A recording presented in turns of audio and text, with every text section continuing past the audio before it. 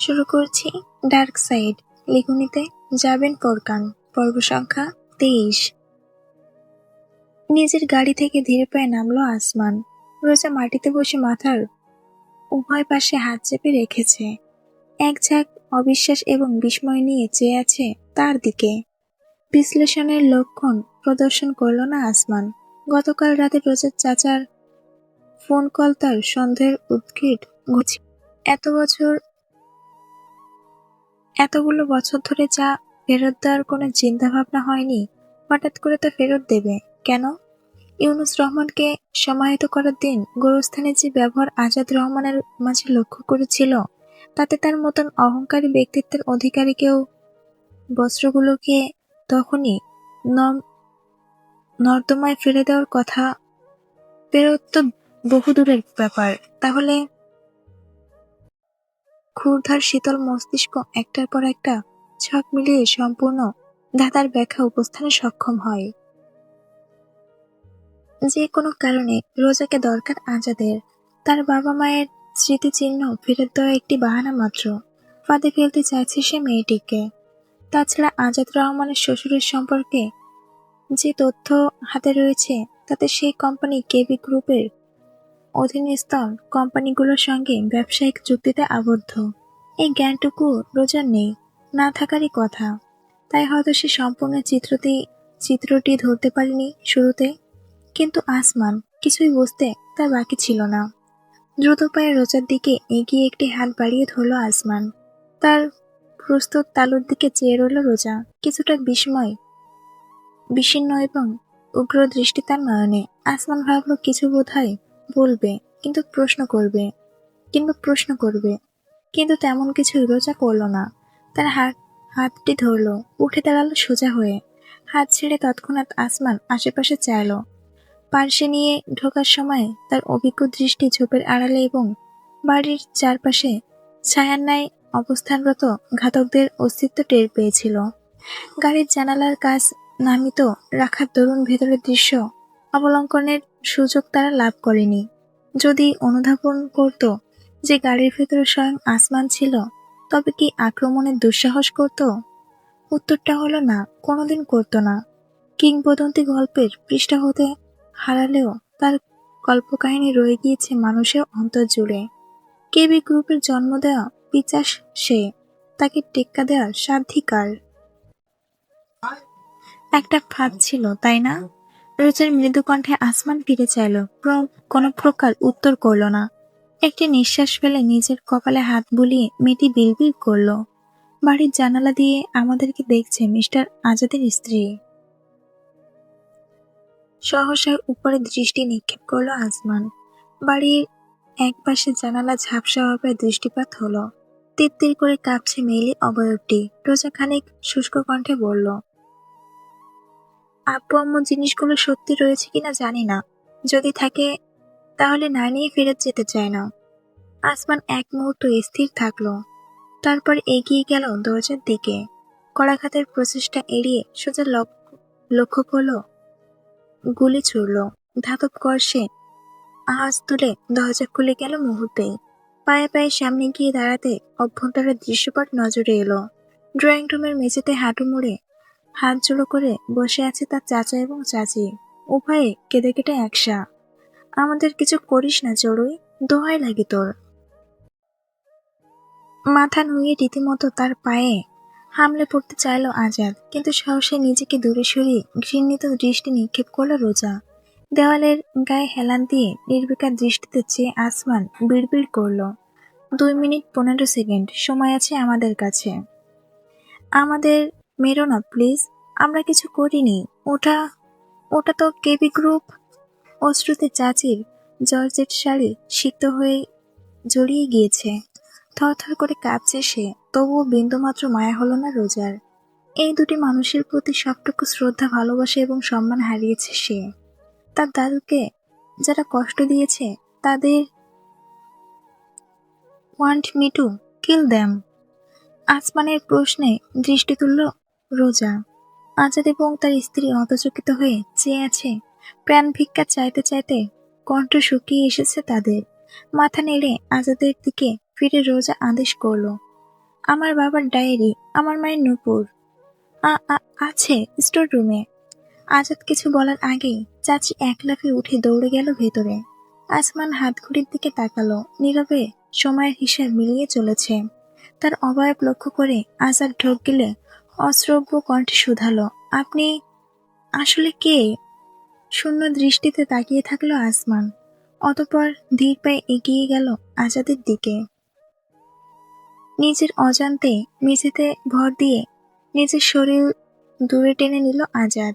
অপু হয়ে তার আতঙ্কিত দৃষ্টির মুখোমুখি হলো আসমানের কৃষ্ণগহ্বরের সম্মোহন আবেশ। দৃষ্টি ফিরিয়ে নিয়েছে লোকটি, মোকাবেলা করতে সক্ষম নয় এই সুতীব্র অশরীরী ভীতির প্রলয়। বজ্রকণ্ঠে উচ্চারিত শব্দে এমন এক কঠোরতা ছিল যে আজাদের হৃদযন্ত্র ঝুমিয়ে দিল কয়েক মুহূর্তের জন্য। রীতিমতো জ্ঞানশূন্য হয়ে দৃষ্টি বুজে নিল, যেন প্রস্তুতি নিচ্ছে নিজের মৃত্যুর।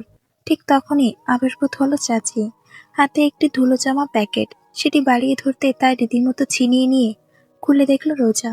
প্লিজ আমাদের ছেড়ে দাও, কথা দিচ্ছি আর কোনোদিন নর্দমার কিট ঘেটে নিজের হাত নষ্ট করতে আমি ইচ্ছুক নই। উল্টো বলল রোজা, মাথা কাত করে দৃষ্টি বিনিময় করলো আসমানের সঙ্গে। অজ্ঞান হওয়ার দ্বার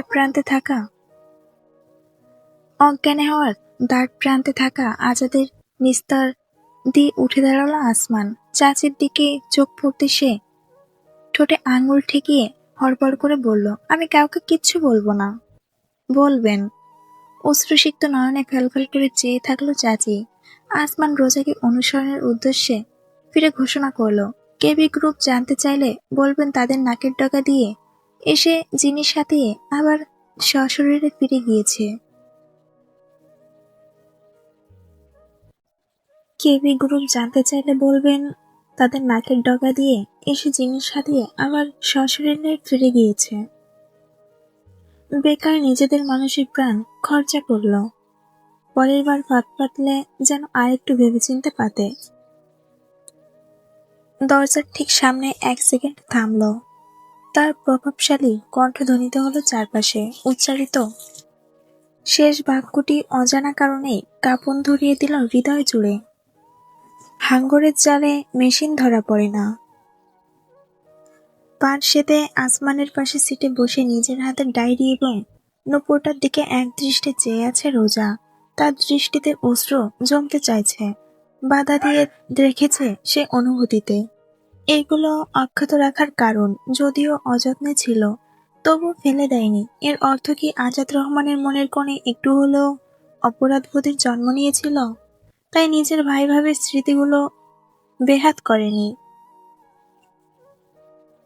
পুনরায় গাড়ি থেমে যাওয়াতে রোজা চিন্তার জগৎ থেকে বেরিয়ে আশেপাশে তাকালো। এখনো সামান্য দূরত্ব পার করেনি তারা। এই স্থানে থামার মানে?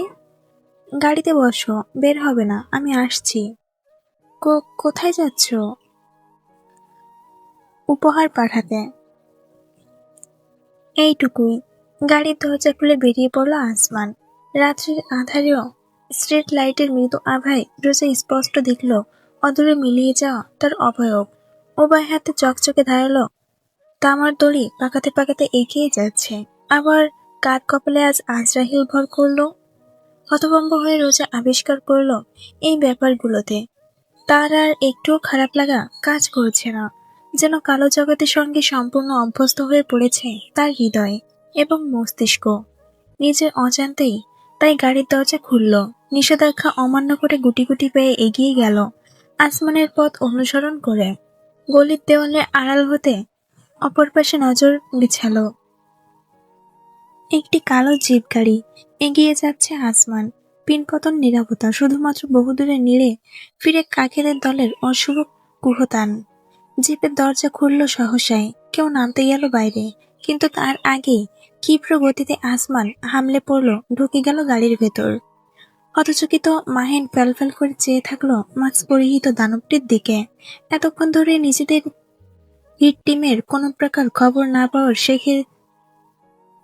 পাওয়ায় সে সবেমাত্র দেখতে যাচ্ছিল যে কি হচ্ছে, কিন্তু এমন কিছু যে নিজের সে নিজের কোনো দুঃস্বপ্ন কল্পনা করেনি। Asman, you will be a nice gift. বিড়বিড় করে হাতের দড়িটি মুহূর্তের মাঝে মাহিনের গলায় পেঁচিয়ে সজোরে টান দিল আসমান। বেদকুঠে গোঙানিতে পূর্ণ হলো বায়ু। ছটফটের জোরে কাঁপতে থাকলো সম্পূর্ণ গাড়ি। ক্রমশ চেপে বসলো আসমানের বাঁধন। জিভ বেরিয়ে পড়েছে মাহিনের, চোখ উল্টে গেছে কোটরে। মিনিট খানিকের ধস্তাধস্তি, পরক্ষণে যেন মৃত্যুর নিকট পরাজয়। বেরিয়েই রইল জিভ। আধবোঝা হয়ে এলো নয়ন পল্লব। মুখের কোণ বেয়ে নামতে থাকলো ফেনার মতো কষ। দড়িটা না সরিয়ে গলায় বাঁধলো আসমান। সুন্দর করে আবার দুটো পাপড়িও তৈরি করলো, একদম যথাযথ উপহারের সাজসজ্জার মতন। তারপর নিজের জুতোর ভেতর থেকে বের করলো একটি প্লেট। মাইনের শার্ট খুলে বুকে ছোঁয়ালো ধারালো স্পর্শ। শূন্য দৃষ্টি মনোযোগে আচ্ছন্ন রচনা করবে মহাকাব্য। অপরদিকে বাইরে গলির কাছে দাঁড়িয়ে থাকা রোজা জিপের ভেতর কি হচ্ছে কিছু দেখতে পাচ্ছে না, চেয়ে আছে বিহম্বল দৃষ্টিতে। ঠিক তখনই কারো পদশব্দ শুনল, ঠিক তার পেছন থেকে এগিয়ে আসছে, সিগারেট টানতে টানতে। হয়তো প্রকৃতির ডাকে সাড়া দিতে গিয়েছিল, কিংবা সিগারেট সংগ্রহে। আর যাই হোক, আসমানের নিশ্চয়ই এর এর অস্তিত্ব সম্পর্কে ধারণা নেই। যদি কোনো ঝামেলা হয়, দ্রুত গতিতে সিদ্ধান্ত নিয়ে দেওয়ালের ওপাশে এসে পড়ল রোজা। পুনরায় দেওয়াল খসে আসা আধভাঙা ইটের টুকরো তুলে নিল। লোকটি গলির বাঁক ঘুরতেই, এক্সকিউজ মি। রোজার দিকে তাকালো সে, দৃষ্টি জুড়ে বিস্ময়। ঠিক তখনই সজোরে তার মাথা এবং পরের বার ঘাড় বরাবর আক্রমণ চালালো রোজা। কোনো ফাঁক রাখতে রাজি নয়। প্রথমবারে সফল না হলেও দ্বিতীয়বার ধরাশায়ী হয়ে অচেতন দেহটি সড়কের পাশে লুটিয়ে পড়ল। ভারী নিঃশ্বাস প্রশ্বাস জারি রেখে সেই দিকে তাকিয়ে রইল রোজা। তার হাতের ইটের টুকরো রক্তে রঞ্জিত হয়ে উঠেছে। তৎক্ষণাৎ সেটা ছুঁড়ে ফেলে নিজের বুক চেপে ধরল। জিপ থেকে বেরিয়ে আসা আসমান হাত 15 দূরে দৃশ্যপট লক্ষ্য করে এগোলো। তার পদশব্দ শুনে উদ্ভ্রান্ত দৃষ্টিতে ঘুরে চাইল রোজা। আসমানের কপালে কয়েক ফোঁটা ঘাম এবং রক্তস্রোত। গ্লাভস ব্যতীত আর কোনো অস্বাভাবিকতা নেই। কাছে পৌঁছে একবার রোজা এবং অতঃপর নিথর শরীরের দিকে তাকালো আসমান। এই এক্সট্রাটার কথা জানতাম না। রোজা ভেবেছিল গাড়ি থেকে বেরিয়ে আদেশ অমান্য করায় তাকে একচোট শুনতে হবে, কিন্তু দানবটির নিগূঢ় দৃষ্টি তার নয়নে মিলল। অদ্ভুত জলজলে আবেশে পরিপূর্ণতা তা। গুড জব, প্রশংসা করল আসমান। রোজার নির্ঘাত ভুল শুনেছে রোজা, তাই না? মার্বেল ভবন। আসমান কাঠ পাঞ্চ করে পেন্ট হাউসের দরজা খুলতে বাজনার ঝাপটায় রীতিমতো চমকে উঠল রোজা। তরঙ্গের ঝংকারে তার হৃদযন্ত্র পর্যন্ত কেঁপে উঠেছে, যেন আসমানের নিঃশব্দ পুরীতে নয়, বরং কোনো বিয়ে বাড়িতে ঢুকে পড়েছে। কি অদ্ভুত, কার এত আনন্দ লাগছে জীবনে। বুঝে উঠতে দ্রুত ভেতরে ঢুকল। হলরুমে একটি ডিস্কো লাইট জ্বলছে। লাল নীল বাতি মুর্হু জ্বলে নিভে মেতেছে রঙ খেলায়। প্রচন্ড জোরে বাজছে মিউজিক, এবং তার তালে তালে কোমর দুলিয়ে অদ্ভুত ভঙ্গিতে নৃত্যশৈলী জারি রেখেছে নিহাদ। হতচকিত হয়ে সামনে চেয়ে থাকলো রোজা। অপরদিকে ভ্রুকুচকে নিচের দৃষ্টি ফিরিয়ে নিল আসমান। মানুষের যেমন প্যানিক অ্যাটাক হয়, এই ছেলে তেমন ডান্স অ্যাটাক হয় কদাচিন। বিশেষ আকর্ষণীয় নয়, তার ব্যাঙের ন্যায় লাফঝাপ। কিচেনের প্রান্তে দাঁড়ানো চারুলতা একটা গাজরে কামড় দিয়ে বিনাশিনী ভঙ্গিতে চেয়ে আছে সেই উচ্ছল নৃত্যের দিকে। হাত পা ছুড়ে জম্বির মতো লাফিয়ে যাচ্ছে তো যাচ্ছেই ছেলেটা। যে কোনো মুহূর্তে কারো গায়ে গাজরটা দিয়ে নিউক্লিয়ার বিস্ফোরণ ঘটাতে দ্বিধা করবে না চারু। নিহাত থোড়াই কেয়ার ভঙ্গিতে একবার ডান হাত আরেকবার বাম হাত তুলে নাচছে। নাচ বলা যায় না তাকে, বললে নৃত্যশিল্পীর অপমান করা হবে। হতবাক হয়ে রোজা খেয়াল করলো হলরুমের কাউচে বসে আছে ছোট্ট একটি শরীর, রুহি। নিহাত তারই মনোরঞ্জন করার চেষ্টায় লিপ্ত। এ বুকের মাঝে আগুন জ্বলে নেভে না রে, জ্বলছে টালে। কবে দিমু গলায় মালা রে, কবে আইবে আমার পালা রে, কবে দিমু গলায় মালা রে। চিৎকার করে করে গানের সাথে মিলিয়ে গাইছে নিহাদ। তাতে উত্ত্যক্ত বিরক্তি চারুলতা খেকিয়ে উঠল। তেলাপোকা কোথাকার! গাছে ছুড়ে দিতেই সজরে তা আঘাত হানল নিহাদের চাবি বরাবর। মেঝেতে নিহাদের চাঁদি বরাবর মেঝেতে মাথা ঘুরে পড়ে যাওয়ার অভিনয় করল বান্দা। তাতে খিলখিল করে 3টি দাঁত কেলিয়ে হাসতে থাকলো রুহি। ভীষণ বিনোদিত হচ্ছে সে। হাততালি দিয়ে চলেছে তালে তালে। দেখেছিস, নারী নাচলে মানুষ সোনাদানা ছিটায়, আর পুরুষ নাচলে গাজর মারে। বৈষম্যের শিকার আসলে কারা? যদিও বোঝা সম্ভব নয়, কিন্তু নিহাদের কথায় দ্বিতীয় দফায় হাসল রুহি। পুনরায় জীবিত হলো নিহাদ। লাফিয়ে উঠে পেছনে রোজাকে খেয়াল করলো। কোনো প্রকার সতর্কতা ছাড়াই এক হাতে টেনে নিল তাকে। 2 হাত মুঠোয় পুরে অদ্ভুত ভঙ্গিতে লাফাতে লাফাতে চক্কর কাটতে লাগলো। রোজা ভড়কে গেল সম্পূর্ণ। শিরায় শিরায় রক্ত। নিহাদ দেবের ভক্ত। নিহাদ, ইয়াহু! একটা ছাগল তুমি। হুম, পরে 2 নম্বর বাচ্চা। থাপ্পড় দেব কিন্তু। দাও, মেয়ে মানুষের থাপ্পড়ে ভিটামিন আছে। হা হা হা। মাথা ঘুরছে রোজার, তবুও হাসির উদগীরণ ঘটল তার মাঝে। বহুদিন পর নিজের দাদু চলে যাওয়ার পর এই প্রথম তাকে প্রাণ খুলে হাসতে লক্ষ্য করে অপলক চেয়ে রইল চারুলতা। আরো একটি মানুষও। স্থান ত্যাগের পায়তারা এড়িয়ে আসমান এগোলো। স্পিকার বন্ধ করে দিল সহসায়। তাতে হঠাৎই নীরবতা ধারণ করল সমগ্র জায়গা জুড়ে। নিহাদ রোজাকে ছেড়ে কটমট করে তাকালো। এসে গেছে আমার আনন্দ বালিচাপা দিতে। আসমান এক নজর তাকালো, বিড়বিড় করলো, লাউড মিউজিক ছোট বাচ্চাদের জন্য স্বাস্থ্যকর নয়।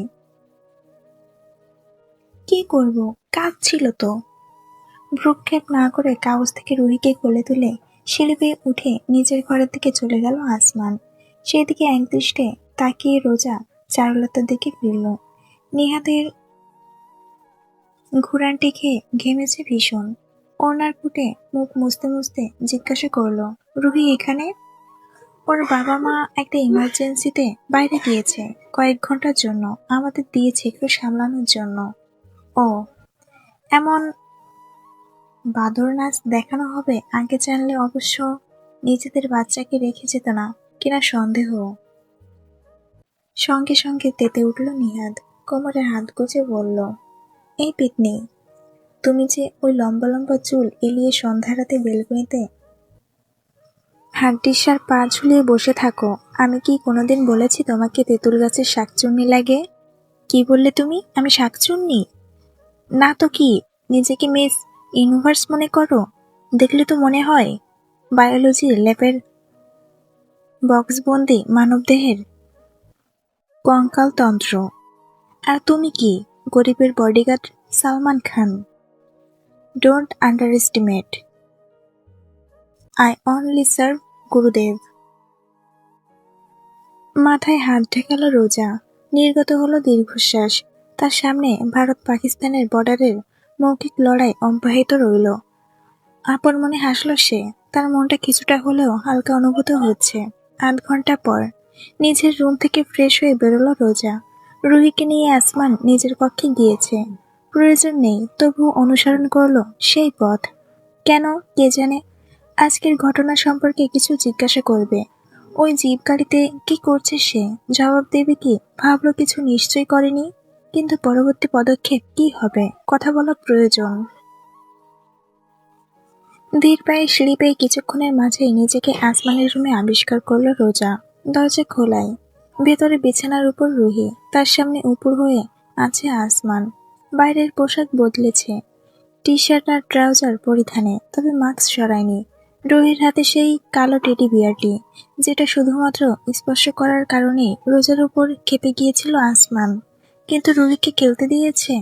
বাচ্চাদের প্রতি এতটাই দুর্বল কি তার হৃদয়? রোজার উপস্থিতি অনুভব করলেও আসমান বর্তমানে নিজের সবটুকু মনোযোগ কেন্দ্রীভূত রেখেছে রুহির উপর। ছোট্ট শরীরে জড়ানো গোলাপ রঙা ফ্রক, মাথার চুলগুলো দুই পাশে দুই তালগাছের মতো ঝুঁটি বাঁধা, ঠোঁট জুড়ে হাসি, ফোলা গালে সহজাত লালিমা। টেডি বিয়ার জড়িয়ে ধরে নাচছে আর উৎসুক নয়নে আসমানকে দেখছে। আসমান আঙ্গুলে নাড়লে খেলার ভঙ্গিতে খিলখিল করে হাসির ঝঙ্কার তুলছে। এ যেন অমৃত সুধা। বিছানার একপাশে বসলো রোজা নীরবে। আসমান রুহিকে কোলে তুলে নিয়েছে। এদিক সেদিক দুলিয়ে দোলনার প্রক্রিয়ায় রুহির হাসি বিস্তৃত হয়েছে। আসমানের চুল আঁকড়ে ধরে টানছে। ব্যথা পাওয়ার অভিনয় করছে তার ভুক্তভোগী। দৃষ্টি অদ্ভুত নয়, বরং ভীষণ অনুমুগ্ধকর ঠেকছে। নিজের হৃদয়ে আবেগের উদ্গীরণ অনুভব করছে রোজা। প্রজ্বলিত দৃষ্টিতে অবলোকন করে যাচ্ছে, মস্তিষ্কে মুদ্রিত করে নিচ্ছে ভালো লাগার আবেশ ছড়ানো দৃষ্টিতে। বিছানায় গড়াগড়ি দিয়ে টেডি বিয়ার নিয়ে রুহিকে খেলতে দেখতে হঠাৎ রোজা আনমনের প্রশ্ন ছুড়ল, এটা তুমি ওকে দিয়েছ? নিঃশব্দতা। রোজার দৃষ্টি তুলে আসমানের অবয়ব তাকালো। বিশেষ গুরুত্ব রয়েছে এই পুতুলটাতে, তাই না? ঝুঁকলো আসমান। রুহি উল্টে গিয়েছে, সোজা হতে পারছে না। তাকে সোজা হতে সাহায্য করে ছুটে যাওয়া টেডিটি হাতে ধরিয়ে আপন মনে তার কণ্ঠ প্রকাশ করল, আমার মেয়ে। সম্পূর্ণ বরফ হয়ে গেল। নিজের শ্রাবণ ইন্দ্রিয়কে বিশ্বাস করতে না পেরে বিস্ফোরিত নয়নে চেয়ে থাকলো রোজা। আসমান তাকালো। নিজের জলজল নিগ্রহ কালো দৃষ্টি মেলাল রোজার সনে। তার কণ্ঠে প্রতিধ্বনিত হলো, পুতুলটা আমার মেয়ে, পুতুলটা আমার মেয়ের। কখন হাতের আঙ্গুলগুলো বিছানার চাদর আঁকড়ে বসলো রোজা টেরটুকুও পেল না। কায়সার এসপায়ার অফিস ভবনের নিচের বেসমেন্টের পাতাল কক্ষে বসে আছেন বাদশাহ কায়সার। তার ঠিক ডান পাশে সোজা হয়ে দাঁড়িয়ে আছে আকাশ। নিভু নিভু দৃষ্টি তার আবদ্ধ সম্মুখে রাখা কফিনের দিকে। গার্ডরা আশেপাশে অবস্থান করছে। সকলেরই নতমুখ। শুধুমাত্র মাথায় ব্যান্ডেজ বাঁধা একজন কফিনের উল্টো পাশে মাটিতে হাঁটু তুলে বসে কাঁপছে আতঙ্কে এবং দুশ্চিন্তায়। বাদশার সুস্থির শীতল দৃষ্টি শরীরে কাঁপুনি ধরিয়ে দেওয়ার মতোই প্রবল। ইশারা করতে কফিনটি কাছে টেনে আনা হলো। বাদশাহ একটুখানি ঝুঁকলেন। তার বিস্তৃত মাহিনের নিথর দেহ হিমায়িত। সম্পূর্ণ শরীর ধারণ করেছে ফ্যাকাশে বর্ণ। জিহ্বা বেরিয়ে রয়েছে, দৃষ্টিও আধ উন্মুক্ত। দেখতে ভীষণ বিৎসৎ লাগছে। তার চাইতেও বিভীষিকাময় ব্যাপার, তার বুকের উপর ধারালো অস্ত্র দিয়ে খোদাই করা হয়েছে একটি ইংরেজি অক্ষর, এ। অক্ষরটির চারপাশে রক্ত জমাট বেঁধে কালচে হয়ে রয়েছে। দৃশ্যটিতে দৃষ্টিপাত ঘটাতে শরীরের লোমকূপ জুড়ে শীতল শিহরণ খেলে যায়। এ যেন অশরীরীদের কার্যক্ষেত্র। নিজের দৃষ্টি সরিয়ে হাত মুষ্টিবদ্ধ করে অনুভূতি নিয়ন্ত্রণে আনলেন বাদশাহ। ক্রোধ, আতঙ্ক, দুশ্চিন্তা, ভীতি, সংশয়ের মিশ্রিত এক বিষাদ অনুভূতি অনুভব করছেন তিনি।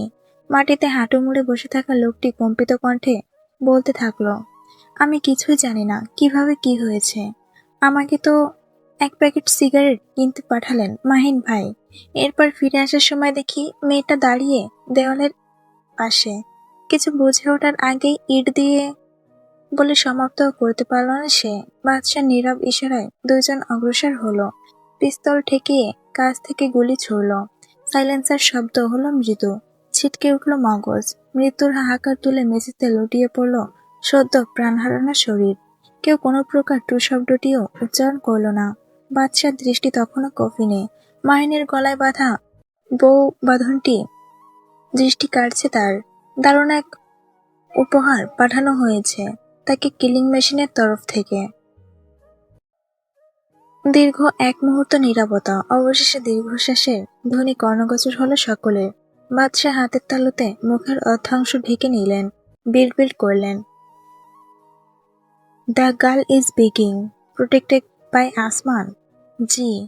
মৃদু কণ্ঠে জবাব সারল আকাশ। এক নজর সদ্য মৃত দেহের দিকে চেয়ে পুনরায় যুক্ত করল, জটিল এক নিরাপত্তার দেওয়াল তুলে দেওয়া আছে। নাম্বার ট্র্যাক করাও সম্ভব নয়। নির্দিষ্ট এরিয়ার ভেতর প্রবেশ করলে সিগন্যাল হারিয়ে যাচ্ছে। অবস্থান ট্রেস করতে ব্যর্থ আমাদের সাইবার এক্সপার্ট টিম। নতুন কোনো সফটওয়্যারের ফায়দা ব্যবহার করা হচ্ছে নিজেদের যোগাযোগের মাধ্যম ফাঁস হওয়ার হাত থেকে রক্ষায়। শুনে গেলেন বাদশাহ। এমন পারদর্শীভাবে নিজেকে লোকাতে সক্ষম ওই একটিমাত্র বান্দায়।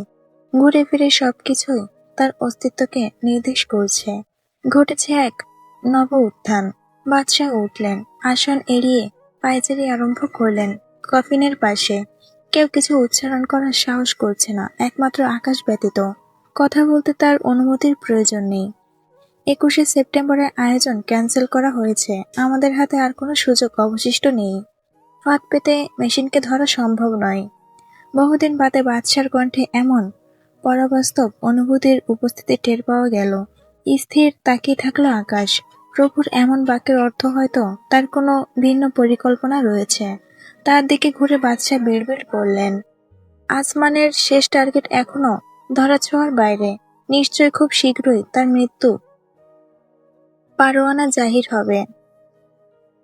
সহসা সবটা উপলব্ধি করলো আকাশ।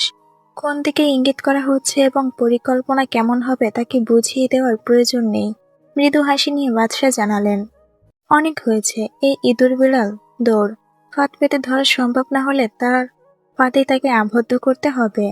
নিজের দাড়িতে হাত বুলিয়ে চললেন বাদশাহ কায়সার। তার ব্যবসায়িক প্রতিপত্তি বেহাত হতে শুরু করেছে। টেন্ডার হারানোর খবর ইতিমধ্যে মিডিয়ার ফলো করে প্রচালিত হচ্ছে। এবার তাই এসপার নয়তো ওসপার। যে মেশিনকে তিনি নিজ হাতে তৈরি করেছেন সেই তার সাম্রাজ্যের বিনাশ রূপে আবির্ভূত হবে কোনোদিন কল্পনা করেছিলেন বাদশাহ? না, কোনোদিনও না। এই লড়াই বর্তমানে শুধু প্রতিশোধের নয়, এই লড়াই অমোঘ অস্তিত্বের লড়াই। জিতবে একজনই, অপরজন হারাবে সবকিছু। নিঃস্বতার কলঙ্ক গ্রাস করবে তাকে অচিরেই। মার্বেল ভবন। বেশ কিছুদিন পেরিয়ে গেছে। অশুভ সেপ্টেম্বর মাস বিদায় নিয়েছে ভবনের মানুষগুলোর জীবন থেকে। অক্টোবরের মৃদু শীতের আবহাওয়া ধীরে ধীরে আপন হিমের চাদর বিছাতে আরম্ভ করেছে প্রকৃতি জুড়ে। দিন হয়ে এসেছে ছোট, আধারে রাত্রি দীর্ঘ। বছরের শেষ প্রান্তে এসে দাঁড়ানো সভ্যতা ব্যস্ত সর্বোচ্চটুকু আদায় করে নিতে। গত 2 দিন ধরে ভীষণ ব্যস্ত আসমান। ব্যস্ত বলতে তার মুখ দর্শনের সুযোগটুকুও হয়নি রোজার। কারণ সে বাড়িতেই ফেরেনি। কোথায় আছে, কি করছে সে সম্পর্কে কোনো ধারণা নেই কারোর। নিহাদ নিজে তল্পা গুটিয়ে নিয়েছে। মার্বেলে তার শেষ সপ্তাহ। তারপর বিদায় নেবে সে, পাড়ি জমাবে আপন ঠিকানায়। বিলাল রেমান পর্যন্ত নিজের আপন জগতে ডুবে রয়েছেন। খুব ভোরে বেরিয়ে যান, ফিরে আসেন গভীর রাতে। মাঝে মাঝে তাকে সঙ্গ দেয় চারুলতা। কোম্পানির কোনো কাজে ব্যস্ত সময় পার করছেন। কেবি গ্রুপের অর্থনৈতিক ভিত্তি গুড়িয়ে দেওয়ার পরিকল্পনা সম্পর্কে রোজার কোনো ধারণা নেই। তবুও তার আশেপাশের মানুষগুলো আচরণে সে আন্দাজ করতে সক্ষম। এক অঘোষিত যুদ্ধ শুরু হতে যাচ্ছে শীঘ্রই। কেউ বাসায় নেই, না নিহাদ, না আসমান, না বিলাল রেমান। সম্পূর্ণ একলা রোজা। অবহেলায় প্রস্তুতকৃত একটি রুটি আর ডিম ভাজা দিয়ে ক্ষুধা মিটিয়ে চারুলতার কাছ থেকে ধার করে আনা ল্যাপটপ নিয়ে বসল সে। দাদু চলে যাওয়ার পর থেকে মানসিকভাবে এতটা বিপর্যস্ত হয়ে পড়েছে যে নিজের জীবনে মনোযোগ দেওয়ার কোনো ইচ্ছে হয়নি। কিন্তু বাস্তবতা ভালোই উপলব্ধি করতে পারছে। জীবন কারোর জন্য থেমে থাকে না। যতদিন না সৃষ্টিকর্তা নিজ ইচ্ছায় তাকে নিজের কাছে টেনে নেন, ততদিন পর্যন্ত এই ইহকালের জীবন বোঝা তাকে বইতে হবে। বিছানায় পা গুটিয়ে বসে ল্যাপটপে প্রুফ রিডিং শেষ ইমেইলে ফাইল অ্যাচাট করে অফিসের ঠিকানায় সেন্ড করে দিল। তারপর একটা দীর্ঘশ্বাস ফেলে ল্যাপটপ ভাঁজ করে 2 হাতে মুখ ঢাকল। সেপ্টেম্বর মাসের আগের লেখা একটা গল্প দিয়ে চালিয়ে দিয়েছে। এটা দ্বিতীয়টি। গতদিন থেকে নিজের মস্তিষ্ককে জাগৃত যন্ত্রণা থেকে দূরে রাখতে ভেবে ভেবে লিখেছে। কে জানে ফিডব্যাক কেমন আসে। ফাউন্টেনের পেনের সম্পাদক জ্যাক হেরেন অবশ্য তার দাদুর প্রণয়ের খবর বিরতি নিতে বলেছিলেন। কিন্তু রোজা নিজের চাকরির প্রথম পর্যায়ে গাফিলতির অভিযোগের সুযোগ দিতে চায়নি কর্তৃপক্ষকে। তাই তেমন করেই হোক নিজের কাজটাকে অন্তত ঠিক রেখেছে। এখন রাখবে এমনটাই ইচ্ছা তার। বিছানায় একা একা বসে ভাবল রোজা। কি তার জীবনের উদ্দেশ্য? আগে তো দাদুর জন্য বেঁচে থাকা হয়েছে, লড়াই হয়েছে, নিজেকে চুক্তিতেও আবদ্ধ করা হয়েছে, কিন্তু এই চুক্তির আদৌ কি কোনো প্রয়োজন রয়েছে? কি হবে নিজেকে রক্ষা করে? জীবনের ভয় তো আর নেই। তবু অবাধ্য এই হৃদয় কিছুতেই মানতে চায় না। চুক্তির সমাপ্তির কথা মাথায় আসলে সমস্ত শরীর কেমন অবাধ্য প্রতিক্রিয়া করতে শুরু করে, যদিও সত্যি নয়, পাতানো। তবুও এখানে একটি পরিবার পেয়েছে সে, একজন বাবা, একজন বোন, একজন ভাই এবং একজন, কি বলা যায় তাকে, সঙ্গী, রক্ষক নাকি ধ্বংসক। এমন একটি মানুষের প্রতি রোজা এক সমুদ্র সমান দুর্বলতা অনুভব করবে, সেটা কোনোদিন ভাবতেও পারিনি। এতদিন নিজের অনুভূতিগুলোকে সেলফ প্রয়োজন বলে চালিয়ে দিয়েছে নিজের কাছে, কিন্তু অন্তরের কাছে কি মিথ্যা বলা যায়? হৃদয় মাঝে প্রস্ফুলিত নব্য অনুভূতির কলিটি ধীরে ধীরে পাপড়ি মেলে পুষ্পের আকৃতি ধারণ করতে শুরু করেছে। কিভাবে রাখবে এই বেহায়া মনকে? কিভাবে রুখবে এই বেহায়া মনকে? আসমান এবং তার রহস্যে ঘেরা অস্তিত্ব। কোনো এককালে এই রহস্য মানবও ভালোবেসেছিল এক ভাগ্যবতীকে, নিজের সবটুকু উজাড় করে আগলে নিয়েছিল হৃদয় হরিণীকে। তাদের বিয়ে হয়েছে, সংসার হয়েছে, সন্তান হয়েছে, হয়েছে একটি পরিবারও। কিন্তু না থাকা থেকে হুট করে পেয়ে যাওয়া এবং পাওয়ার পর আবার সবকিছু হারিয়ে নিঃস্ব হয়ে যাওয়া অতি মাত্রায় নিষ্ঠুর, অসহ্য এক যন্ত্রণাদায়ক অনুভূতি। রোজার তুলনায় ভালো আর কেই বা জানবে প্রতিনিয়ত এমন অনুভূতি, বুকে পুষে বেঁচে থাকার গ্লানি। মৃদু পদশব্দে রোজার মনোযোগ ব্যাঘাত ঘটল। মাথা ঘুরিয়ে তাকাতে চারুলতাকে রুমে প্রবেশ করতে দেখল। ঘুমের পোশাক পরে একেবারে তৈরি সে। বর্তমানে রোজার সঙ্গে থাকার প্রয়োজন যদিও নেই, কিন্তু আজ বাসা খালি বলে রোজা তাকে আসতে বলেছে। হৃদয়ের ঠিক ঠিকানা নেই। একা একা ভাবতে ভাবতে যদি কখনো আবার উল্টাপাল্টা কিছু করে বসে।